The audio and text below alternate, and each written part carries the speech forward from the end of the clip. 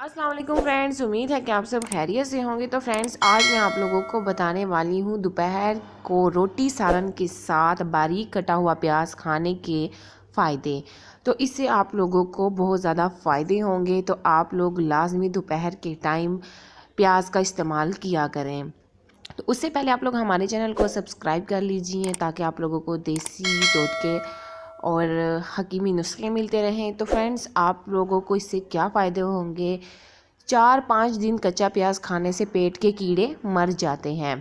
پیاز blood pressure, دل، معدے کی بیماریوں اور فالج و قبض سے محفوظ رکھتا ہے۔ قوت باہ کو بڑھانے کے لیے پیاز کا استعمال دوپہر کے کھانے کے ساتھ کرنا چاہیے۔ اس کی باقاعدگی سے استعمال ازواجی زندگی کو خوشحال بنا دیتا ہے۔ برسات کے موسم میں کچا پیاز کھانے سے آپ کو ہیضہ جیسی بیماریاں نہیں لگتی۔